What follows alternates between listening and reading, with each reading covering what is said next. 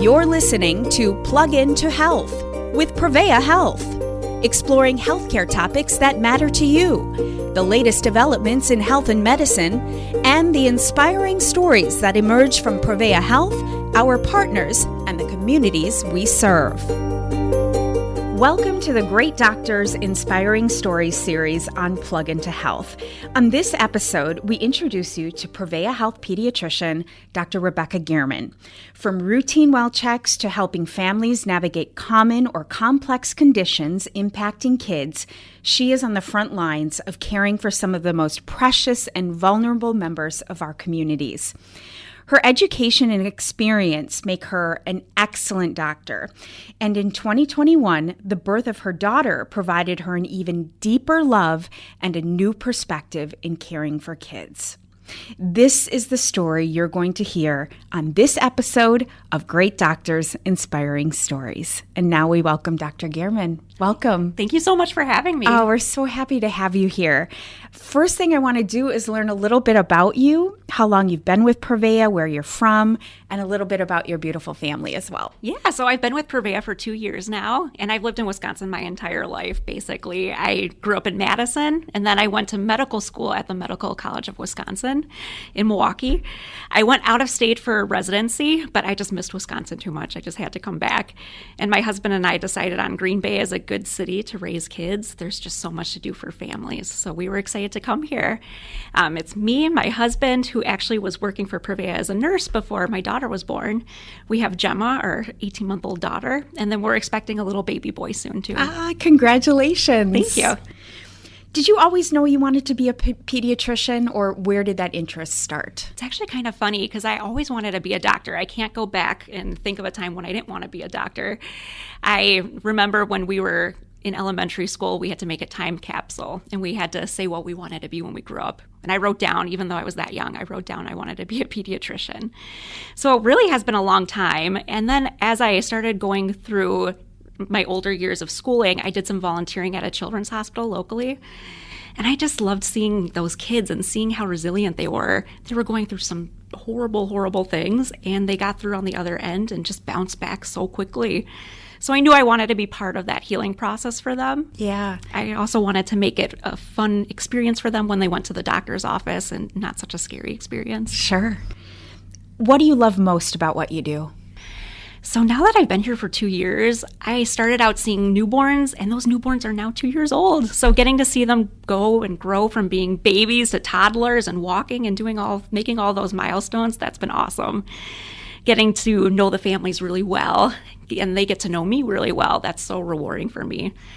I also really like working with teenagers. As you know, the teenage years, they're tricky times, and I always say I would never go back to high school or middle school if you paid me. So I love working with teenagers and just being there as a resource for them and all of their struggles. Let's talk now about your beautiful daughter, Gemma. She is 18 months old. Mm-hmm. Was born with a very rare genetic condition. Tell us more about that. Yeah, so she was born in December of 2021, and my pregnancy was completely normal. The ultrasounds were completely normal. Everything was normal up until I had her, and they put her on my chest. And because I see so many newborns, I knew that instantly something was a little bit different. Her head looked a little elongated. Her face looked a little bit different. And I'll never forget this, but one of the nurses took her hands and they showed it to me, and it looked like a little mitten. So her fingers were all fused except for her thumb. So she was taken to the NICU because she had some issues breathing, and it was there that they found out she had a lot of what we call abnormalities. Her mouth wasn't developed properly, so she had a cleft palate. She had 2 holes in her heart. Her fingers were all fused as well as her toes. And then they also discovered that her skull had fused early. So normally the skull is not, it's made up of all these different bones, and it remains unfused so the brain can grow, but hers had fused early. So what all that meant was that she underwent genetic testing, and she was found to have Apert syndrome, which affects the growth of the bones in the body, and it's so rare, it's about 1 in 50,000.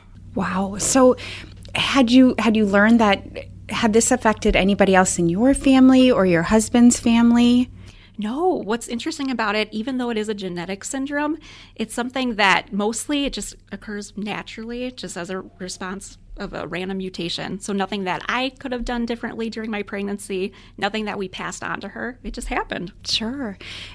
What has her medical journey looked like thus far, and what might that look like for her in the future? Yeah, so she's been through quite a bit. She's been through a lot of surgeries, 8 surgeries to date. Some of her most significant surgeries include one where they had to sew the bottom of her tongue to her lip, and that was to prevent it from flopping back. Otherwise, she was having trouble breathing in the middle of the night. We also have had to have several surgeries for her fingers because we want her to have functional fingers, and she will be able to eventually, but it's just going to take several operations. They can't just do that all in one operation, just with the nature of the surgery. And then probably the hardest surgery has been where they had to go into her skull. They had to open it back up, and they had to put screws in. And every night, I made my husband do this part, he would have to turn the screws to help bring that skull back. So 8 surgeries so far. We don't know what the future is going to look like for her. She might need more surgeries going forward as she grows, and probably will. But we're just taking it day by day, and she's thriving through it all. 18 months old, no child should have to experience all of that within, 18 months of their life or at any part. She sounds like a really resilient little girl. She is, and I think that's one of my favorite things about her. I mean, she's taught me so much about myself. She is just such a trooper through all these surgeries. She'll come out the next day and just be back to her normal self. Right now, she has a cast on her arm because she recently had finger surgery. And she's just like crawling around and doing all her normal things. It's not slowing her down one bit. So it's just incredible to see that. She's so much more than her condition. And I can hear that just in the way that you're talking about her. Tell us more about what makes Gemma Gemma. So again, just such a resilient little girl. She's always happy. She loves her Sesame Street. That's one of her most favorite things in the world. We have her in a lot of different therapies, and a lot of them are actually provided through Prevea, which is great. Physical therapy, occupational therapy, and speech therapy. And she's doing incredible things right now, like learning how to walk, which we didn't know she would ever be able to do so. She's starting to say her first words, which is amazing as well. What's difficult with this syndrome is that you don't know what to expect. It's such a rare syndrome. Some kids never talk or walk with it, and some kids, there's one I know that went on to medical school. So we just don't know what we're going to get with her. But like I said, she inspires us every single day, and I love to be her parent. You are a medical doctor. You are a pediatrician.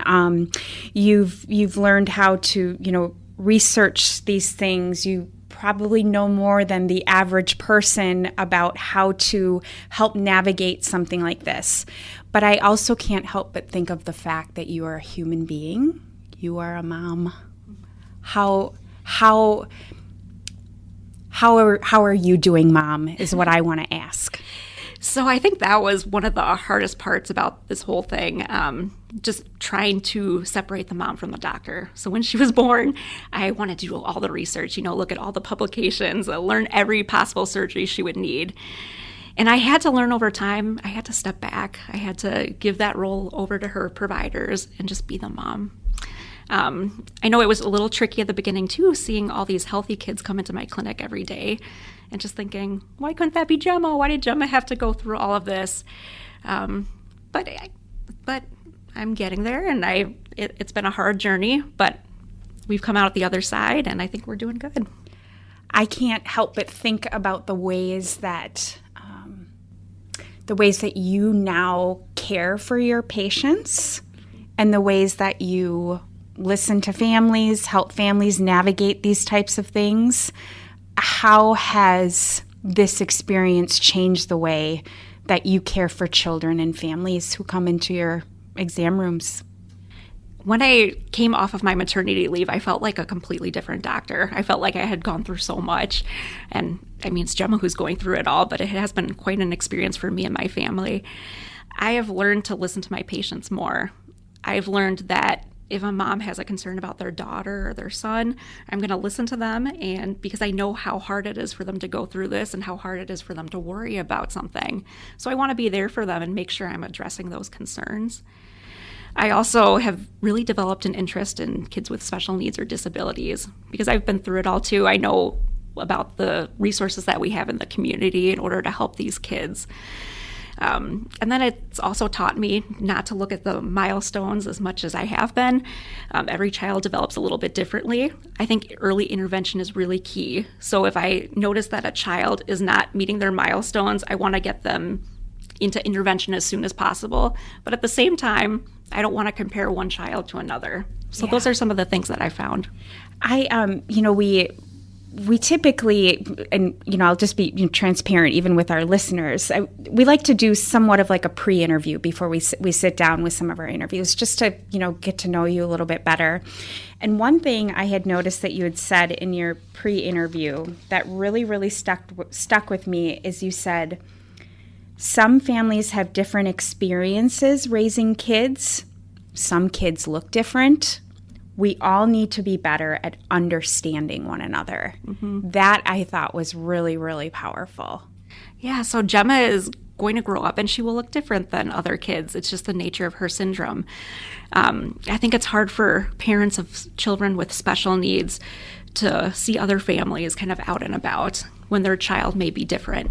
But I think the biggest thing that we have to teach kids is just to be accepting of everybody. One person might be different, one person might walk different, they might talk different, but that doesn't mean they're any less of a person.